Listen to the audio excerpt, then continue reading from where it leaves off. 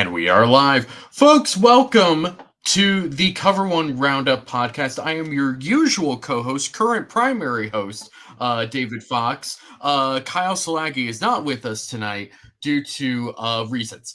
It's going to be me and someone that I'm very excited to have with me.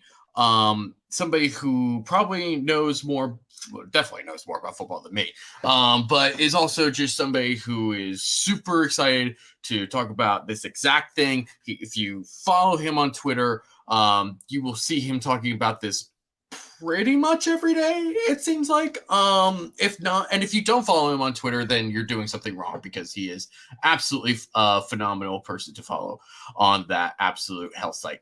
So, without further ado, I'm going to introduce our guest for this evening, and that is one Max Toscano. Max, how you doing? Oh, I'm doing all right. It's sort of the worst time of the season, or well, of the year for football, because the draft is over. I guess we have, post June 1st cuts, but like I'm just waiting Yeah. for, It's anything to not a happen. lot. It's not a lot that's actually happening. This is actually what kind of lends um a time like this to happen with us, where we can just sort of like talk about whatever. And yeah, with the Bills uh drafting a tight end in Dalton Kincaid, it kind of allows us to be like, hey, what are they gonna do with this extra tight end that they've never had before? Because they've never had a second tight end that they actually want to use. And yeah, lo and behold, there's someone who is preaching the gospel of 12 personnel right out there on the interwebs. So before we get into all the wonderful, juicy parts of the pod, we're going to take care of a couple different things here. First thing, we have our lovely sponsors. We have, of course, you fine folks here at Cover One, specifically all of our One Pass subscribers. We are very grateful to each and every one of you. If you're not a One Pass subscriber, this is what you're missing out on. You get exclusive members only content, you get in-depth analysis, you get all these different articles and content that you are only available to get with One Pass. You get nice t-shirt, decal, all this sort of content. You get access to the Slack channel where you get to talk with other members of the One Pass Club. It's just fantastic. And for $57 a month, which is $57 a year. Let me be clear, not $57 a month. That's ridiculous.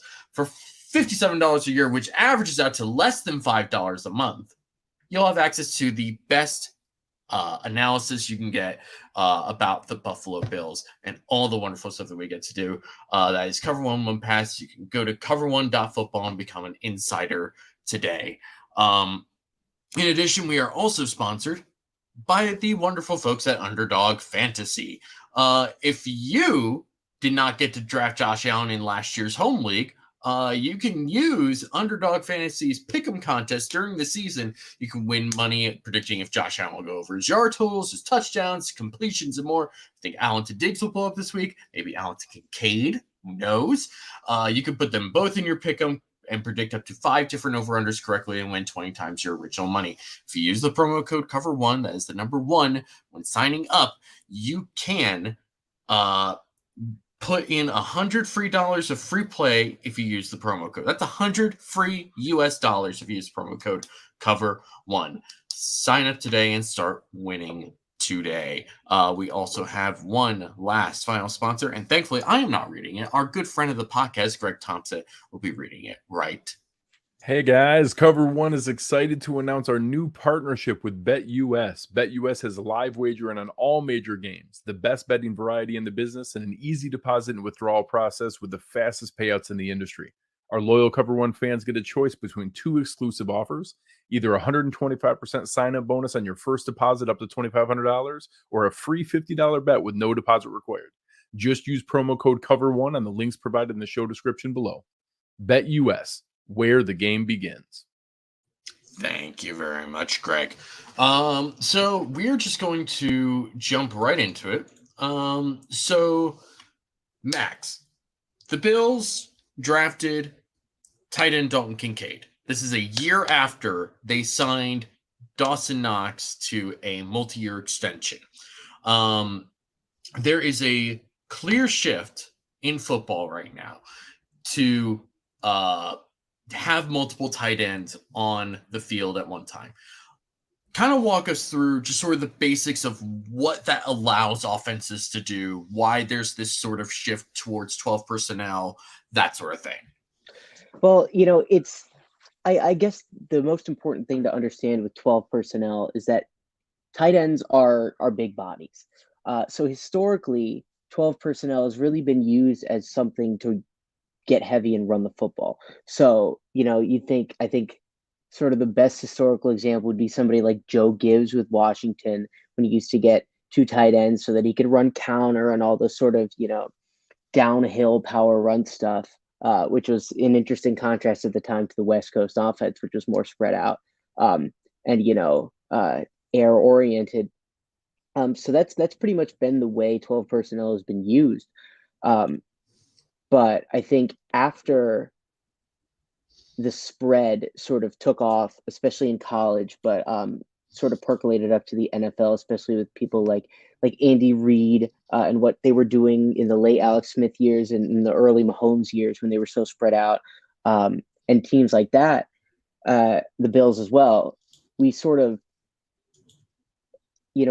got to a point where I kind of started to wonder what was going to come next, and I think that what 12 personnel is becoming now in the modern day is a way to sort of protect against the things that defenses will do to sell out against the spread while not giving up the benefits that you got out of the spread in the first place. And what I mean by that is you still have pass catchers on the field because that's what tight ends are. So I think the reason the shift is toward 12 personnel and not necessarily a shift back to fullbacks like we saw in like 2002 with big 260, 270 pound 6'1" fullbacks whose only job was to, collide with the mic in the hole. What is that people still want pass catchers on the field. They still want to be able to create space. They still want to be able to stress your coverages.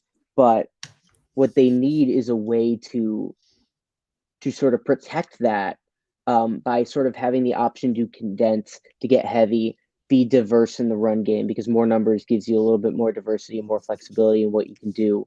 And I think that, tight ends that's what tight ends are. Tight ends are big blockers who can catch. And I think that that's why this is sort of happening.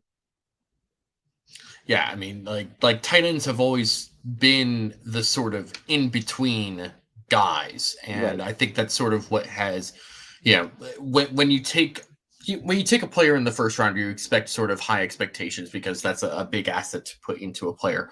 But historically speaking, like first round tight ends you don't see the immediate return on results a lot of the time because it's a position where you're not just learning how to, be a pass catcher like a wide receiver is. It's not just where you're being an extra blocker like an offensive lineman is. You're doing both, and you have to do both of them effectively. And for a tight end, especially in today's era, right, where a lot of tight ends may not even line up super consistently in line. They might be in the slot. There's a difference between blocking an end on the line versus or even like climbing up to the linebacker at the second level versus being in the slot and having to block in space in that sort of same place. And I think it's interesting that the Bills took someone like Kincaid because on the one hand, you already have Dawson Knox. You gave a bunch of money to Dawson Knox. And he's developed, I mean, from where he was at Ole Miss and the offense that they ran there, I mean, it's just a total nonsense. But what he's been able to develop into as sort of an above average tight end and pass catcher is really interesting. And it's been over time. We saw flashes as a rookie, kind of struggled at the beginning of year 2, came on a little bit late, really broke out in year 3 to become really consistent, kind of used oddly in year 4. I know you have done a lot of look into 2022 film for the Bills. Did anything stand out to you on the way that they used Dawson Knox in 2022? Yeah, I mean, they used it's funny because I'm more of a Bengals guy. It's so similar to Mhm. how they use to how the Bengals will use their tight ends in the sense that they're the only one on the field because they'll never play two tight ends. But I think that the way that they want to use Dawson Knox, because I think that the way Dawson Knox is that he's a good blocker. He can handle himself. He's very much a standard tight end in a standard Y inline tight end, and I'll get into this sort of distinction between the new tight ends Mhm. and the standard tight ends in a moment. But a guy like Dawson Knox is very much your standard Y. He is, a good inline blocker. He is a solid enough pass catcher that he's a good secondary option, a good safety valve, good guy who can, work the middle of the field a little bit, serve as a bit of an outlet, not do too much as far as creating, but is a guy who can sort of handle himself both in the core and in the route distribution. But what he isn't is a dynamic playmaker in space. He doesn't have a lot of short area quickness. He's not particularly explosive as an athlete. There's not a lot of serious, ability just in terms of separating. But again, he's a good blocker. He's good in line, and so I think that the Bills have never really, at least not in the last year, tried to make him into anything that he's not. He's not a slot receiver. He's not an X receiver. He's not that guy. And so I think that what the Bills have found is that being a spread team, they need to find a way to be able to present something else to defenses so that they don't just sell out to play too high looks, play nickel and dime all the time, and not really have to worry about it because you only have six people above 220 pounds on the field, excluding Josh Allen, who's massive, but he's not blocking anybody. And so I think the usage of Kincaid makes sense, or excuse me, of Dawson Knox made sense, but at the same time, they didn't have that, the ability to really force teams out of defending the spread, and that's even when they put a fullback on the field. I mean, they played 21 personnel, not an insignificant amount, and it was their main changeup, and because their run game isn't particularly good, and we'll get into that a little bit more later. Teams couldn't get them out of it. So what they needed is a Swiss Army knife. They needed a move guy. They needed somebody who can do a lot of different things, a lot of everything, who can create conflict and force defenses to kind of be wrong in what they do. Because the fact of the matter is, the Bills' offense, as good as it is statistically, as good as their quarterback is, as good as their WR1 is, it is static. And on a whiteboard, it's not really that hard to deal with. Now, it's hard to obviously it's hard to deal with Josh Allen, but if I'm putting together a defensive game plan, I'm like, all right, here's what I'm going to do, and I don't understand necessarily what the structural issue with that would be. And the fact of the matter is, teams, the big takeaway I had, and this is straying a little bit from just the usage of Kincaid, or again, sure. I'm going to do that all night, of Knox. That's fine. But it's that defenses were able to really take away what they did in structure a lot. And so as a result, like Josh Allen, he does this anyway because of the way he is, but he leaves structure quickly. There's not a lot of places to go with the football just by nature. And that's, I think, why you saw the Bills offense hit the droughts that it did, because Josh Allen can get you a bucket a lot of the time. But I mean, there are going to be games where he doesn't. And that's when the bottom falls out, and they just got to be less static. And that's what the addition of a guy like that does for you.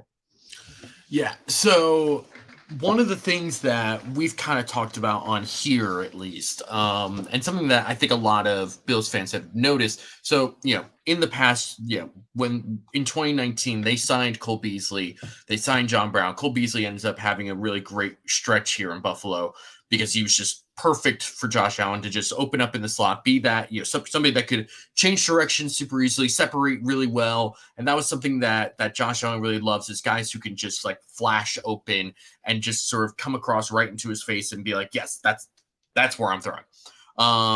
And Cole Beasley obviously leaves. They try to put in Isaiah McKenzie in the slot to try and be someone that he's not been in his entire career. He doesn't work out.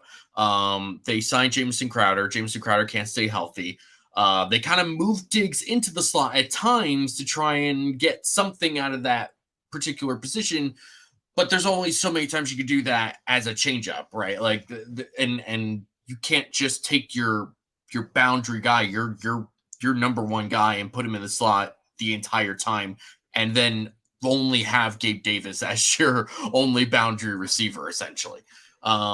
So with Kincaid, in my mind, at least, like you were talking about, this is somebody you can move around into different spots, somebody who can flash open, somebody who can be in the slot and be that sort of receiver. And actually, one of our commentators at the top, I am curious, if Kincaid plays 65% of slot receivers, do we still call him a tight end? I mean, yes. Technically, yes. I'm glad. That's actually a great question. And I think that question sort of defines. Sorry, I hit the table there. I think that question sort of defines the shift, and I think the new era of offense. And that's actually one of the things I recently wrote about. Is this sort of is what the 12 era looks like, what it means in a post spread context, and whether, and I sort of dive into the question of whether or not these guys are tight ends. And the fact of the matter is, or at least, what I came to is the answer to that is yes, but I don't think that tight end is a useful term anymore as a catch-all, because I think that I think that the sort of line between a tight end and a wide receiver is no longer sort of a binary, but more of a gradient. And I think that, like, what do you do with a guy like Travis Kelce? I mean, Travis Kelce doesn't block anybody, and he spends most of his time not just in the slot, but out wide. Like, he plays the X a lot. Yeah. And what do you do with a guy like Kyle Pitts? Kyle Pitts never plays in line. He spends most of his time on the outside. So, I mean, like, Kyle Pitts. So in that sense, like, a guy like Alan Lazard or Robert Woods or Chris Godwin is more of a tight end than Kyle Pitts is, because those guys spend time sort of condensed to the formation a lot, digging people out in the run game. So like these 11 personnel blocking receivers, like, again, like a Lazard, like a Woods, I mean, they are so it's at this point, no, tight end is not a useful catch-all, because there's very little in common between a guy like Cole Kmet and a guy like, Travis Kelce or Evan Engram or somebody like that. And that's not a criticism. It's just that it's sort of the invention of a new position, which I call I didn't make this term up, but it's really, it's sort of catching a lot of popularity. And I think it's really useful. It's just the F is so to me, a lot of people use different terminology. Like, for instance, if you're in a McVay system and you get into 11 personnel, which they call zebra, the guy who comes on the field is a zebra. That's his position. But the way I kind of see it, you have every offense has an X, who is your boundary outside receiver, a Z, who is your field outside receiver, a Y, who is your tight end, an H, who is your running back, and a Q, who's your quarterback. Whoever the F is, if the F is a fullback, you're in 21 personnel. If the F is a true receiver, you are in 11 personnel. If the F is a second tight end or a flex tight end, then you're in 12. So I think that there's sort of this new genre of tight ends that is born out of the spread era, but kind of has a new usage now, that sort of fit into the F category. So do we call him a tight end? Sorta. It's just that doesn't really mean what it used to all the time, because he's not. Because again, he's closer to Robert Woods or Chris Godwin than he is to Cole Kmet or trying to think of another big, or like Mo Alley Cox. Right. Yeah. It's the evolution of the game, and when you start to stray from the normal definition of these players, it becomes difficult to like define it. And you've worked for the University of UConn on their coaching staff. You understand that like coaches really love putting guys into boxes and just be like, this is how we're going to do this. This is how we're going to do that. And it makes sense. You want to be able to make sense of things right away. But the great thing is coaches also like to take things out of boxes and be like, well, what if we put that in this box instead? And let's just sort of see how that goes. And that's sort of how you end up with this sort of position where, you now have two different types of players playing the same position, but still being called the same thing. And it's not like wide receivers where you just sort of have like different styles of wide receivers, right? We're talking about like different responsibilities that they are asked to do. Yeah, absolutely. And that's an important distinction to make there. And we did this with linebackers. I mean, like we've been through this before. I mean, like people will still call TJ Watt, TJ Watt and Fred Warner both linebackers. Right. I mean, so it's been helpful that we've come up with on the ball and off the ball. I like the term edge. I just think edge defender is great. Yes. But like so it's just sort of this linguistic, sort of progression that we all have to kind of go through and grow. These growing pains that we kind of have to do, especially as far as engaging with fans, and what do we label in an article, or what do we label on a website or a player listing, or on, and it's particularly with fantasy. I think it's really interesting. Because like nobody's going to really take Cole Kmet over Evan Engram in fantasy, despite Cole Kmet being just like a much better actual tight end. But like, so I think it's really interesting that we get to kind of continue to have these conversations as positions evolve, and as our language lags behind it. So I think I wouldn't. It's all a long-winded way of saying, he's just a guy. He's just a guy playing football, and you call him an F, you call him a tight end, you call him a flex player. It is what it is. It's football's getting more positionless, and I think that it's some of these terms go out the window. I mean, what do you call Kyle Duggar? Like, right? You call him a Bill Belichick player, just somebody that it just gets moved around and used against you. I do like the idea, as some people are commenting, just call them wide ends or tight receiver. I am open to either of those. Tight receiver will be misconstrued and misused, but I mean, I guess tight end could too. I don't know, but yeah, I mean, like a wide end kind of works. I mean, they called them flankers and split ends forever. Those things don't exist really anymore. I mean, like technically a flanker kind of does, but like it's like who's on the ball, who's off the ball. It differs by formation, it differs by shift and motion, it differs by anything. So it's like these terms, what even is like a nose guard at this point? It's like you have a D tackle and you have a nose tackle, and this depends on the front you're in. It's all that's why coaches make up their own positions all the time. Yeah. In playbooks like that, like Don Brown, for instance, most famously with Jabril Peppers, called it a viper. When he was, it all depends on like your package and your personnel grouping. It's like, McVay with the zebra, or, anything like that. So there's a reason coaches just make up their own position names for their schemes. Correct me if I'm wrong. Don Brown, when he was at Boston College, I think had the same like viper position. I believe Matt Milano was that original, maybe not the original viper. Was he really? I think so. I mean, if I'm remembering correctly, because Don Brown didn't get to Michigan until later, and let's see, Boston College, maybe there might be some overlap. I might just be making something up, which would not be the first time I've done that on this show. So in terms of like. So we're kind of going back to the idea of like how teams played the Bills last year, especially with regards to the run game, right? Because the run game really didn't exist for the Bills for like a solid like half of the season. And then like later in the season, they kind of started to figure out a couple of different plays that they could really specialize in. And James Cook started to catch on a little bit more. And it still felt like it was just sort of an afterthought, though. It still felt like this was just sort of attached to what they really wanted to do, which was, throw deep and, find a way for Josh Allen to win the game for you, basically.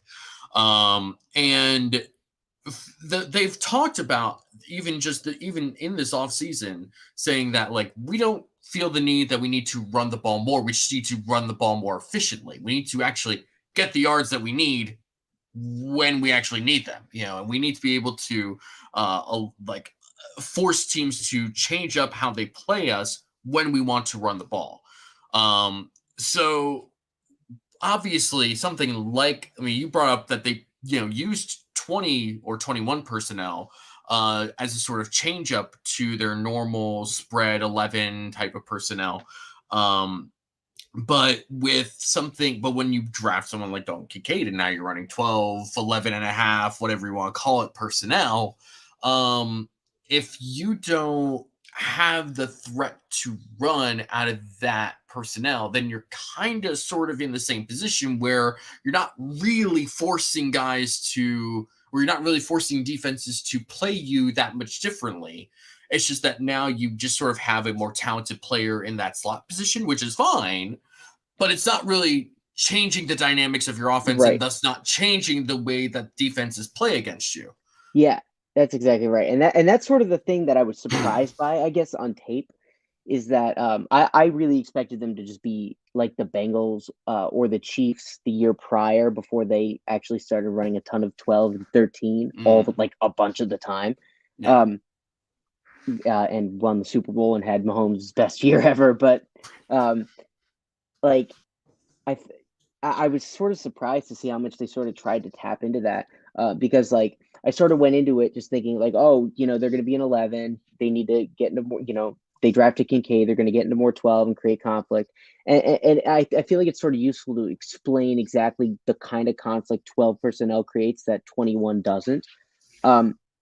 Because again, a guy like Kincaid is a pass catcher first and foremost, but at the same time, he is 6'3", 240, 6'3 and a half, 6'4", whatever, 240. So he's a big enough, he's a big enough body. Now he really struggles as a blocker at Utah, but again, he's big. So if you can teach him to block a little bit, if they want to answer with a nickel, like if they're gonna play, so how it works is when a defense sees who you have on the field and then decides to substitute. They get to substitute. So they'll see you have 3 receivers and they'll say, all right, we're going to get into nickel because they're in a spread personnel grouping. And so then you have to, play nickel. So if you decide to answer with a nickel and that guy's Dalton Kincaid, what the offense can do is then say, we're going to attach him to formation or get him in tight. And we're going to create 8 gaps because you have your 5 offensive linemen, your 2 tight ends, which is 7 bodies, 8 gaps. And we have to answer what is now a heavy formation, which is a run-friendly formation. So we have to get that nickel into the run fit in a tight space with this guy who's 6'3", 245. And that's a mismatch. And so, the best and cleanest example of this is actually not in the NFL. It's in college at Georgia last year, where teams were so scared of Brock Bowers as an athlete that they usually answered him with nickel. They usually answered them in 12 personnel with nickel. And so what they do, and this was basically 90% of their run game, is that they would get into these 3-by-1 bunches with Washington, Bowers, and their best blocking receiver. And they would just have Brock Bowers just bury the nickel into the turf and run duo over and over and over and over until you answered with base and got a linebacker out there and said, we need to answer these 2 tight ends and Bowers, including Bowers, with a run defending body. And then they split him out and they popped him on a deep over or ran him on a dig or a slot fade or something. And you had to cover him. with a linebacker. So you're wrong either way. And that's what these guys do. So getting sort of back to the issue with the Bills is that their run game, and this comes down to the offensive line, but it also really comes down to the fact that it's not a big part of their identity. And it seems so, rah culture, of me to say, but if you're running the ball is not your identity, you're not going to do it well. And there's a real reason for that. It's because you're not going to practice it that much. And well, I mean, you may, but you're not going to pay it the same attention. You just aren't. Like, if it is a part of your identity, a part of your culture, and a part of and a big foundational part of what you want to do on offense, you're going to get good at it. I mean, the best example of this is Kyle Shanahan with wide zone, right? They don't have the best offensive line in the NFL. They don't. It's good, and they have the best offensive linemen in the NFL, but you watch them run wide zone versus the Chiefs, I would say, have a top 3 offensive line in the NFL. But wide zone is not a big part of their identity. You watch the difference between a Shanahan team running wide zone and the Chiefs. It's so unbelievable because that's a big part of their identity, and they work it. It's all timing. It's all synchronicity. It's really almost choreography. And when a run game is unrepped, you can tell. And I think with the Bills, it's that they didn't really have a clear identity in the run game. The offensive line obviously wasn't good in general, but it was particularly bad at running the football. They weren't very synchronized. It's all so much more precise in the run game because it really is just short area choreography. So I think until the Bills fix that, nothing they can do with Dalton Kincaid is going to really change anything. It just sort of creates a lot of conflict when they get there, and when they get their front 5 to the point where they can really run the football. That's when that sort of auxiliary personnel conflict sort of comes into play. So I think just as important to the Bills' development as drafting Dalton Kincaid is drafting a guy like Osiris Torrance, who is a great run blocker, who's massive. And so now you could sort of start to develop an identity. And I think that, what I would do if I were, in Dorsey's position is I would say, all right, we have a bigger O-line. Spencer Brown's massive too. I don't know if he's going to play because he was terrible, but he is young and developing. You got a guy like Osiris Torrance. It is a slightly less small and athletic O-line. It's more of a big mauling downhill O-line. So at least at its best. And so what they could do is, you build around duo, which is the big 12 personnel run play, because you get all your interior double teams. You have the Y tight end block down on the end and pin him inside, and you have whoever your F is sort of dig out the nickel or the Sam linebacker, depending on whether they're nickel and base. And so when you have an F tight end on, 240-pound F tight end on a 205-pound nickel, that's where you really get that mismatch, which is why duo is such a big play in 12 personnel. So you build around that. You build around stuff like counter, which is really good at a 12 personnel and really good against too high, because you don't really have to worry about the defense being super gapped out inside the box so that they can get run throughs against your pulling linemen. So you can sort of tee off on them with that. And inside zone as well, just because it's such a good foundational anytime call for a downhill O-line. So you sort of establish those downhill, gap scheme and inside zone, that sort of framework as your run game. And then you tag things like the RPO when Kincaid's flexed out. You can sort of conflict that outside linebacker or nickel. And you can also really build in the QB run game, run stuff like counter read, run stuff like zone read, and then sort of install a bunch of tags around that. And all of a sudden, especially with a quarterback as athletic as Allen, you have given them a lot to defend. Yeah. You have given them a lot to defend, and something that, again, if you establish that as your identity as a big part of your plan of attack and how you are going to hurt a defense, they're going to have to honor that.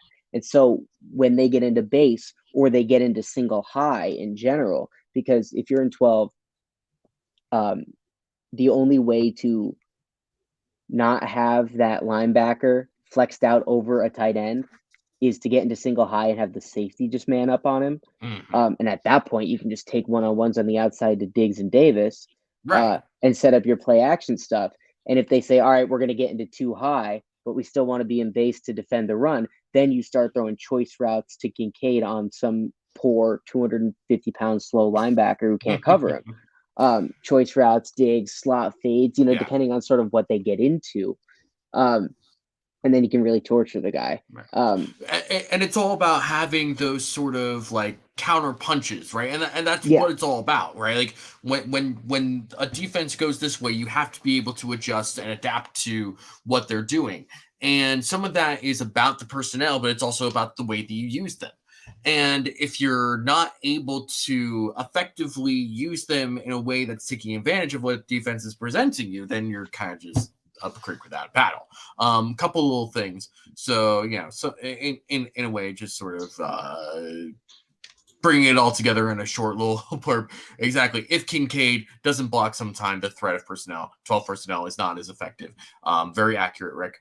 And then as power spread here, talking about Todd Monken, the offensive coordinator at Georgia, like you talked about, the guy who's just like dominating people with 12 personnel because they had Darnell Washington and Brock Bowers, underrated mind for a long time. And that place where he is now is in Baltimore, and they have a bunch of tight ends and a super athletic quarterback. And now they kind of maybe sort of have wide receivers. We'll see. But yeah, it is. It'll be interesting to see, especially in Baltimore where they have a bunch of tight ends, what Todd Monken will be able to do with that. Obviously your dog is also very excited about Todd Monken. I'm very interested. Well, I'm actually pretty scared about Todd Monken. I'm not going to lie. As a Bengals guy, that whole thing makes me very, very uncomfortable. I was kind of hoping they would screw that one up. And they did not. Yeah, it's like the football person in me was like, please get Greg Roman away from Lamar Jackson. But then the other part of me was like, they have to bring in Todd Monken. There's seriously, like, between that and the Dolphins hiring Vic Fangio, there's basically like two more Super Bowl contenders in the AFC, which I really, really dislike. That is not my favorite thing. Which it's so hard to get through the AFC now. I mean, like, so the I was just thinking about this the other day. There are in this conference, there are 3 divisions that are very unpredictable because they're all super tight, because they all have at the very least talented rosters for the most part. Other than like the Raiders in the AFC West, they're kind of just like whatever. But like the Broncos, let's assume that Sean Payton can like bring back something from Russell Wilson. That roster is probably way better than what it was last year. It is really good, but I'm not going to assume that. I don't think that's going to happen. Yeah. That's a lot of ifs, right? But like the Chargers with Kellen Moore, I feel a lot better about. Obviously the Chiefs are the Chiefs. Then you have the AFC North, which like, good Lord, top to bottom. I mean, Bengals win that division last year. The Steelers aren't. I'm not saying the Steelers are going to be good. I'm not saying they're going to like be in the playoffs or anything. But they're somehow going to win like 8 or 9 games. No, they will. It's true. Because that's what Mike Tomlin does, and I'm tired of pretending that's not what he does, and that's not going to happen. And this is the year they're going to. It's like whatever. He's going to find some way to win those stupid games. So you have the Bengals who win it last year, and they're going to be great this year. You have the Ravens who have upgraded their probably one of the biggest issues they had, which was that offensive coordinator. And they kept Lamar Jackson, which was not a guarantee for a while there. It really didn't look like that was going to end well for them. I was also hoping they were going to screw that up too. Like, I was like, oh, it's going to be so nice to not have to worry about the division this year. And just, and now that is obviously not, I'm not that lucky. So, and then you have the Browns and that roster, like low key, me and Kyle talked about this on a previous podcast. We're like, that roster's like pretty good. I know, and it's really kind of just going to come down to whether or not the nasty man is actually going to be able to do anything. And at the end of the year, he really didn't. So I Like he mean was that is awful. I mean, he was terrible. Like he was so bad. It was actually pretty crazy how bad he was. it's But like yeah. Yeah, it's the thing is like the where I'm at least as far as the off season goes, like is if in the AFC you have like a significant question, like I'm out on you. Like if you are not like a team where any other year you would be almost a clear front runner, I don't think you have a chance in the AFC. Like the Chargers, yeah, there's a lot of reason to be excited about the Chargers, as always. But like we have serious injury concerns. I mean, they first of all, they're the Chargers, they get hurt every year. It's right. just what happens. But you also have like your three best defensive players are all notoriously injury prone. I mean, like Derwin James is famously injury prone at this point. Khalil Mack Is Derwin James the modern day Bob Sanders? Many people are saying this, and by many people, I'm saying me, like right now, because I thought of that like he's 5 seconds like the ago. Jacob DeGrom of the NFL. It's like, yeah, he's so good, you know, when he's, playing. But like it's crazy. They're going like at like I mean Khalil Mack is aging and pretty injury prone at this point too. Yeah. Joey Boza is pretty injury prone. So I mean like yeah, they're not going to stay healthy. And so I mean like as a result, like yes, most years I think in football they'd be able to withstand it and still make a run at contending, but it's too much of an arms race. Like you've already fallen behind. Because like are you really gonna you need your best shot and a lot of luck to beat the Chiefs, even if you're as good as the Bengals or the Bills. I mean, look what happened. I mean, the Bills played their best game ever, basically. Like Josh Allen Yeah. played one of the best games I've ever seen a quarterback play in the NFL, and they lost. Yep. Yeah. So I mean, like they're out. It's I ridiculous. think the Jets are out. Yeah, and so you get to the AFC East, right? And so you look at like the Dolphins. Dolphins have a really good roster, and now you bring in Vic Fangio, who I think is going to really make that defense more consistent. You still have Mike McDaniel, who is a really good play caller and just super smart, and obviously Tua kind of is who he is, where like all the sort of processing stuff is like clearly there, and he does a really good job with it. He's just like you worry about durability, and you worry about like how effective can he be without having a really solid arm to deliver the ball downfield consistently on. Yeah. So, especially when you have guys like Tyreek and Jalen Waddle. Yeah, I'm not super worried about it. The only thing I am really worried about is the durability.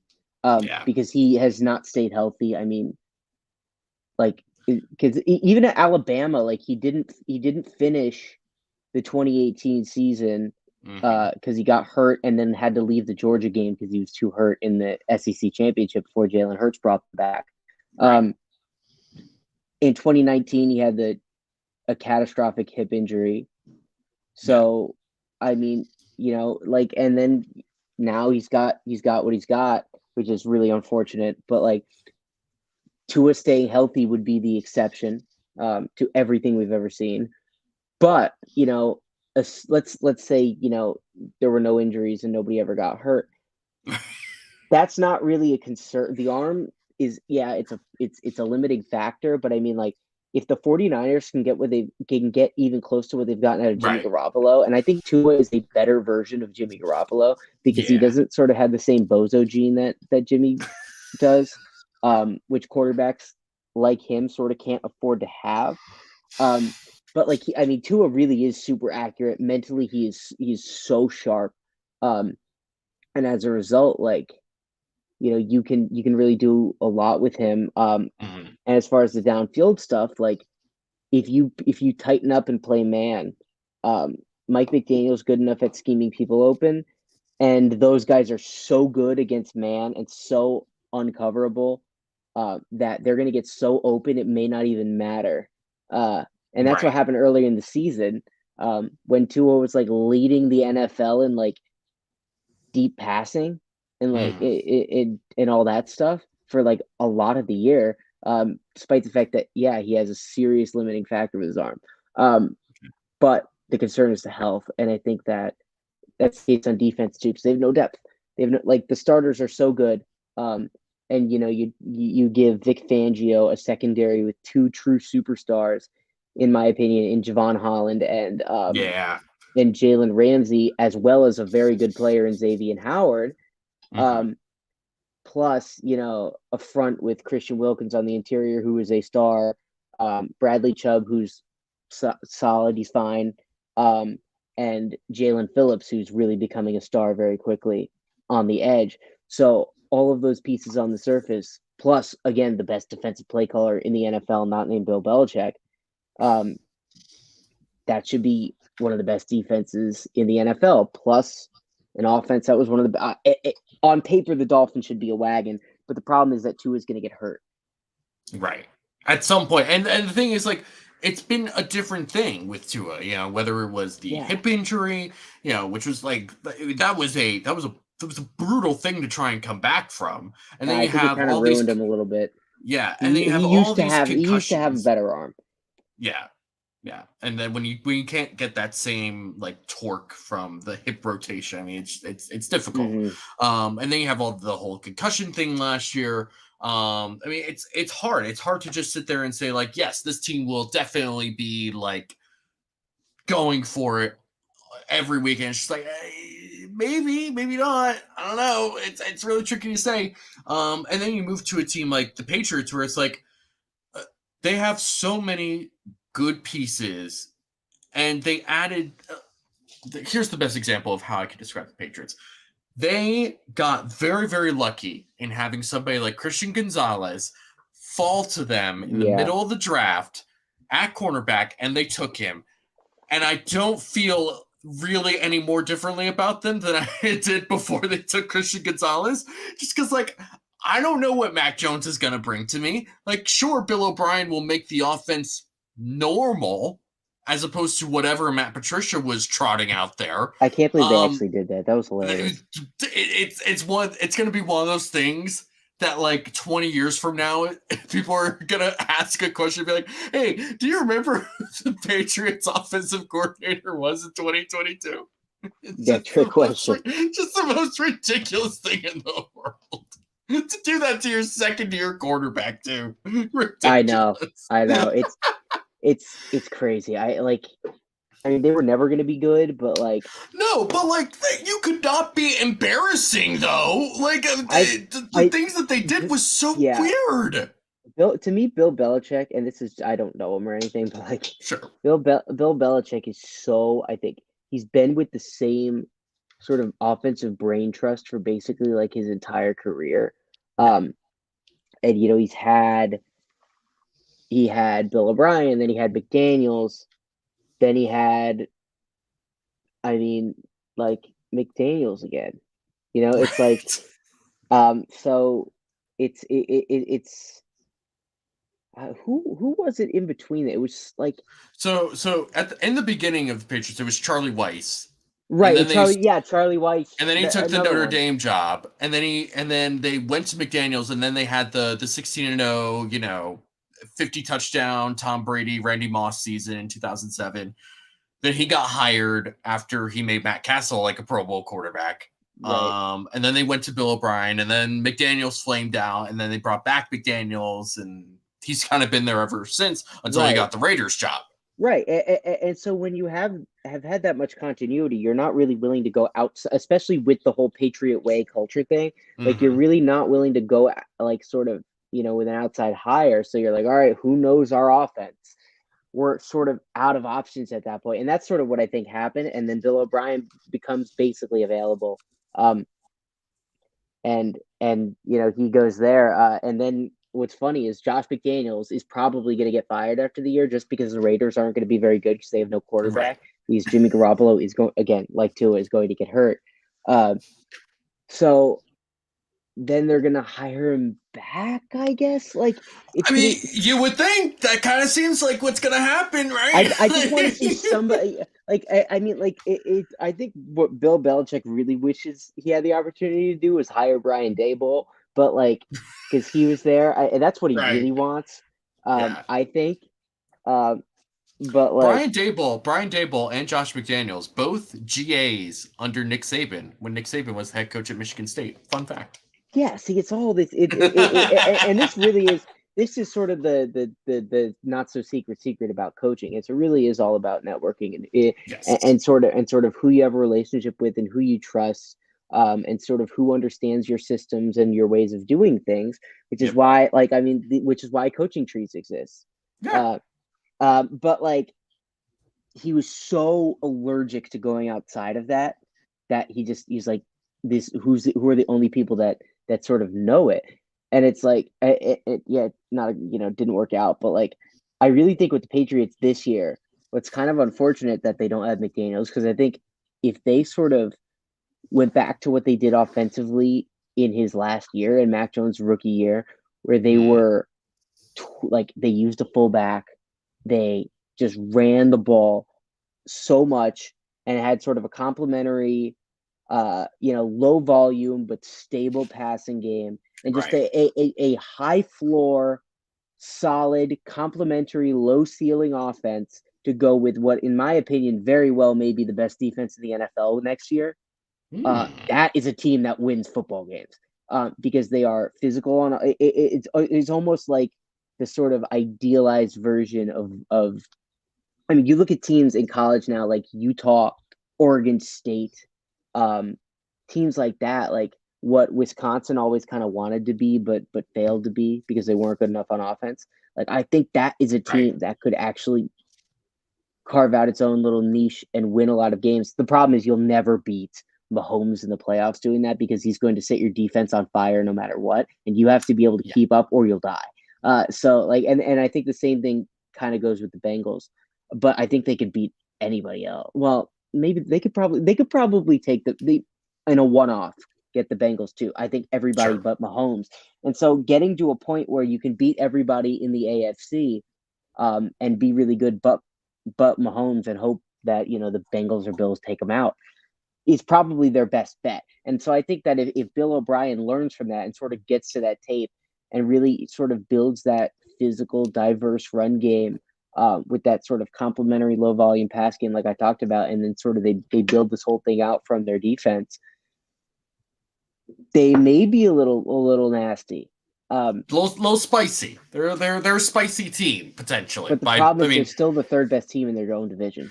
Right, because like we talk about Dolphins, we talk about the Patriots. The Jets are an interesting team, but also a team that, like, I don't know how much faith I really have with this. So like, here's the thing: if I were a Jets fan and I had not been to the playoffs since Rex Ryan had been the head coach, it's a long time ago, right? Yeah.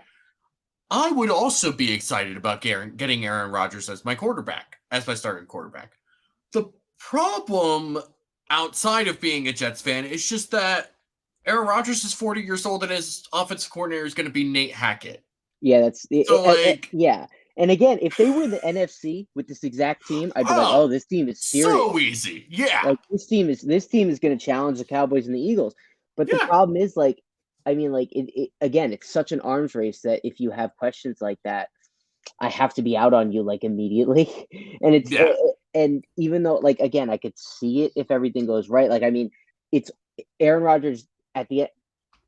Last year, he still had everything physically. It's just there were no pass catchers, and it sort of fell apart in that regard. And we saw that with Tom Brady at the end of his Patriots career, when he looked kind of, everybody thought he was kind of cooked, because he had no pass catchers. And then he ends up going to Tampa and basically should have won 2 MVPs. Like, I mean, the second one was definitely stolen from him by Rodgers. I thought Tom Brady totally deserved that one. But like, so I think that on paper that should be a very real possibility, especially considering the fact that Garrett Wilson is definitely ready to enter, like, the Mount Rushmore tier of best receivers in the NFL. Like, he's ready to go up there with Chase and Jefferson and Devontae Adams. Like, he really is that kind of guy, but it bothers me so much that one of the best wide receivers of this generation is named Garrett. Come on. No, that's a guard. That's a guard. That's a guard. That is a guard thing. Steve Smith, right? Chad Ochocinco, like, or even Chad Johnson, right? Even better, like Terrell Owens, Stephon Diggs, Justin Jefferson, Devontae Adams. Randy Those are Moss. receiver names. Randy Moss. Those are receiver names. Garrett. No, Garrett Wilson is the best guard to ever come out of Central Michigan. Like that. Yeah, it's. I mean, even like his own team, like Chris Olave is a great receiver name. Yeah. Like Jackson Smith and Jigba is a pretty good one. Jamison Williams, if he can ever. Devontae Smith. Pretty much all those Alabama receivers, Jalen right? Waddle's Jalen Waddle's a great one. Yeah, but like Garrett Wilson. Anyway, I don't want to get too bogged down into like He's why good, Garrett though. Wilson. Really good. He is really good. That's the thing. He's like almost impossibly good. It's amazing that like this someone like him. I remember like kind of the pre-draft narrative was like, well, maybe Chris Olave is probably better than him, and then Garrett Wilson is this. Maybe Garrett Wilson could be this, and it's like, they ended up getting picked 2 picks apart from each other. Yeah, or something like that. The thing is, like, even though as good as Garrett Wilson is, like, I still wouldn't shock me if Chris Olave does end up better. I mean, Chris Olave is amazing. Chris Olave was awesome. Like Chris, I think it was because he played for the Saints, and the Saints were just kind of a mess last year. Yeah, but he was so good for the Saints last year. I know, they were both just ridiculous. It's like, I mean, like, yeah, like those guys. But like, you have to think about with the Jets, like, what can kind of go wrong. And the only way that I feel like the Jets kind of get out of being the Jets is if they're really foolproof, and they're not. Right. Like, I mean, their offensive line is not. a huge question. Aaron Rodgers could fall off the cliff. I don't think Nathaniel Hackett is great. The defense is really good, but I don't think it's necessarily like regression proof. So this is something that I've thought about, right? Is like, so with the Jets and that particular style of defense, right? So it's obviously very pass rush oriented, and it's a very like rotational pass rush oriented. Yeah, which obviously, is why they drafted Will McDonald. Like, right. So, and like, every team is going to rotate defensive line. That's how this goes. But like, you've seen this sort of defense kind of struggle in the playoffs at times when they can't generate a consistent pass rush because they've been on the field for so long or whatever. But the other thing is, like, they got, Sauce Gardner was awesome last year. Like, absolutely incredible last year as a rookie corner. And then opposite of him was DJ Reed, who was also really good as a CB2. But the cornerback position is a really up and down position year to year. And especially for a guy like DJ Reed rather than Sauce Gardner, but yeah. Like to try and say like, oh yeah, we're gonna get the exact level of play out of both of them. Like, I could see Sauce Gardner playing the same way, or at least on a similar level, especially in year 2. He's because he's that guy. That's why you took him at like 4th overall. Yeah. But with DJ Reed, I mean, he was a pretty solid corner in Seattle. You got a really great season out of him last year. Are you expecting a similar production? Are you expecting that to be the same? And then the other thing is, like, their safety position is kind of just like very in flux. Like, I'm not really sure what to make of it.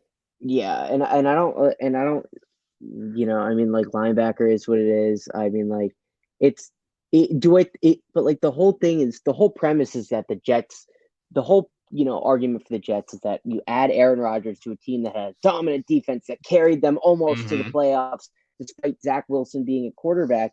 And what happens when you switch out Zach Wilson for Aaron Rodgers? Well, I mean, not everything is going to be 1-for-1 year over year.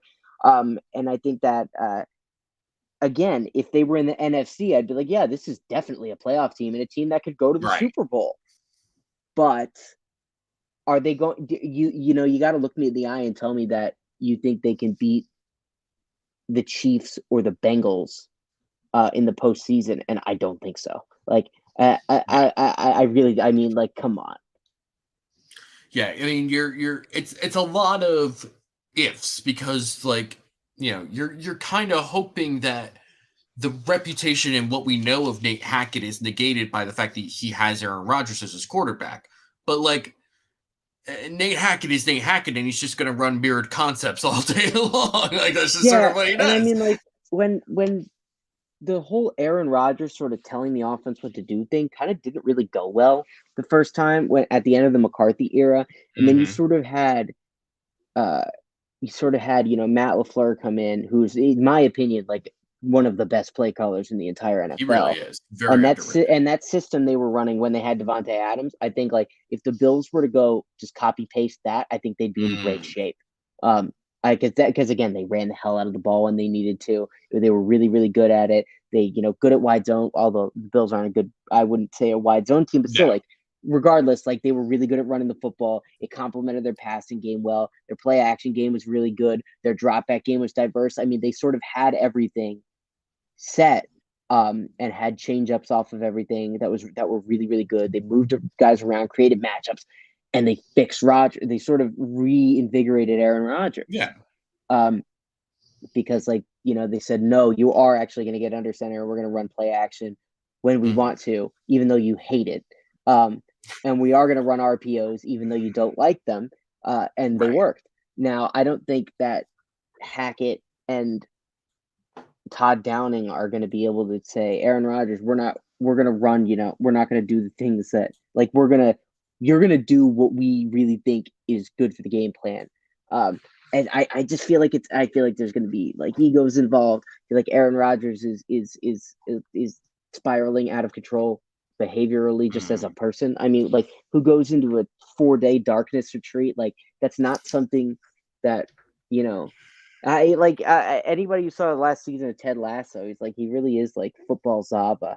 And I don't think that's gonna. Not in New York. I think it's gonna be a whole thing. And that's the other thing, right? Is like someone like Aaron Rodgers who has been in Green Bay his whole career and has had to deal with Green Bay media his entire career, now has to go to New York and deal with that media circus for an entire season, and it's just like. I don't know if you're ready for that, bud. There's a reason. There's a reason that I think the Giants have always loved these super milquetoast like Eli Manning type quarterbacks, which is why they went so out of their way to try to get another one with another David Cutcliffe. Like a kid from Duke who's just super like nondescript, very just very boring. Somebody who's not going to cause any trouble, no because issues. They can't hit you on anything. Because like that's right. Who's gonna write a big New York Post headline about Daniel Jones? I mean, come on, no. You're gonna do it about first of all, you're gonna do it about Aaron Rodgers, and you're gonna try and the first thing they're gonna do is they're gonna try to tear him down. I mean, does he have at 40 having tried to retire already basically like 3 times? Does he really have much of an appetite for it before he gets checked out? I think that's a concern. Is he going to be like, they hit a rough spell and the narrative starts swirling and everything gets crazy and stupid. And he's like, whatever. My foot was out the door anyway. Like I'm going to check out. And I think that, Aaron Rodgers probably was pretty physically. He was all there last year, but I think he was pretty checked out over the last half of the season, especially. Especially when he started getting frustrated with his young receivers, and it just the risk of him just quiet quitting is pretty high. I think that's another thing that can go wrong for the Jets. Yeah, this very very quickly turned into an AFC discussion, and it was not the intention, but it ended up being really good. I like that. I don't know if there's anything necessarily that you want to dig into that you haven't dug into yet with regards to 12 personnel and all that sort of stuff. It seems like we kind of touched on it. Yeah, I mean, we talked about nickel versus base. We talked about the run game. We talked about sort of like the matchup issues that a guy like Kincaid could create. Although I will say the one thing I sort of forgot to add is that there are a couple things. I mean, first of all, Kincaid fills the void, like you said, with Cole Beasley, just a guy who's really good at working the middle of the field and being that sort of safety valve on those intermediate concepts that you really, need to sort of stretch out those second level defenders and again provide some security to the quarterback. That's big. and I think he's sort of a good guy for that. And the other thing is that like I do think the Bills need a little bit more, especially when they are going to get too high, because they are still going to get it, because people are still going to always be uncomfortable about giving one-on-ones to Stephon Diggs. But Yes. when they do get it, I think they need to do a better job.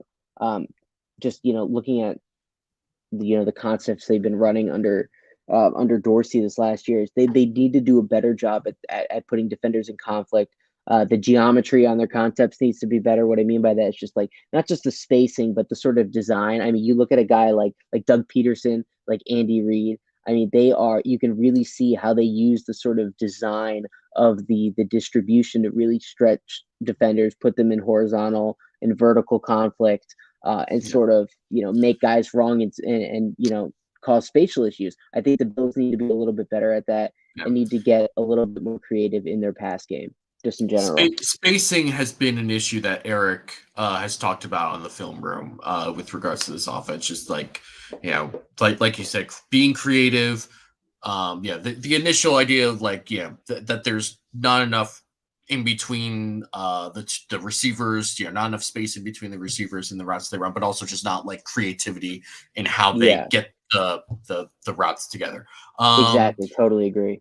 Yeah. So final thing we're gonna do. This is a tradition that we do every week. It's our last segment. It's a fun segment.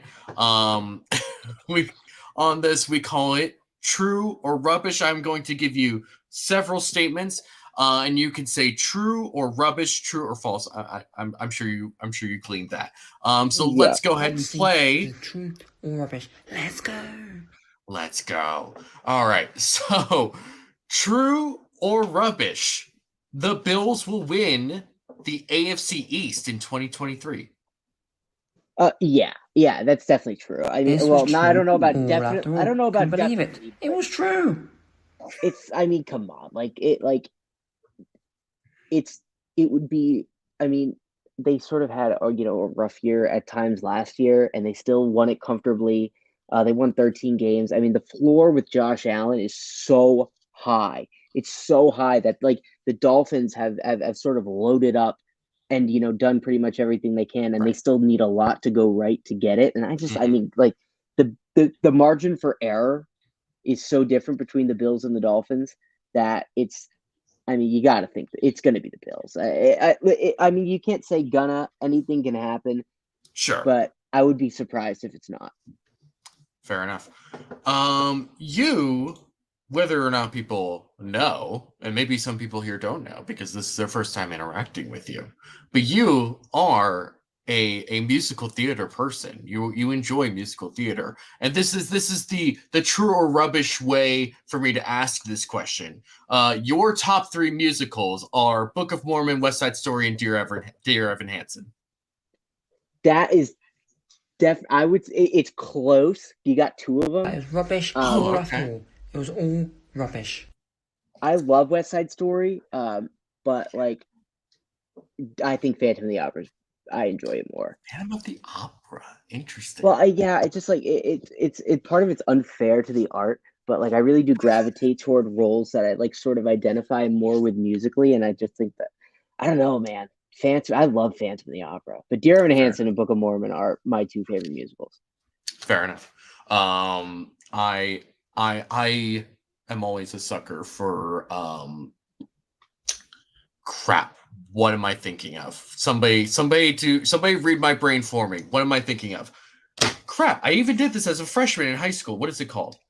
Fiddler on the Roof. Fiddler's wonderful.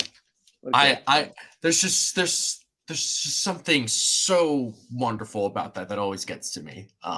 That's probably my favorite. I don't know if I have a defined top 3, but yeah, that's definitely my favorite. All right, last one. True or rubbish? The University of UConn in 2023, second year under head coach Jim Mora, wins more than 6 games this year. Oh yeah, this was true. All after all, can believe it. Absolutely. It was true. I mean, it's you never want to make the injury excuse, but I mean, we had catastrophic skill position injuries at the beginning of last year, and frankly, we would have won 2 more games had that not happened last year. We definitely would have beaten Utah State and Ball State. So, I mean, we should have beaten Ball State. We should have beaten both of them anyway. But like, I mean, like our starting quarterback tears his ACL 2 series into the first game against Utah State, and we still almost win. Right. Despite our backup like not being prepared as a starter that week, which makes a big difference. Yeah. And then Ball State, we just let get away from us, which was frustrating. But yeah, I mean, if we would have done it last year, I think the team looks really, really good. Everybody's super excited. I think they win. I definitely think they beat 6 games. Folks, I don't know what the over-under for UConn wins is this year, but it sounds like you need to hammer the over. Yeah. Oh, yeah. I actually don't know what it is. I don't know what it is. So if the over is like 15, maybe don't do that. But I don't know what it is. Folks, thank you very much for joining us this week. Max, it's been great having you this week. Really happy you were able to do this. Tell the people where they can find you, what you're doing, all that fun stuff. Yeah, so you can find me at my Twitter handle, which is next to my name. A lot of what I'm doing right now is like, my writing is mostly LSU centric, but I sort of use that especially in the off season, to sort of explore broader topics that I can tie even a little bit to LSU. And LSU has really been loading up a tight end, so I thought it was a good pretext to sort of write about what I've sort of thought about the next evolution of offensive football for about like over a little over a year now, since I sort of started to dive into Georgia last off season. So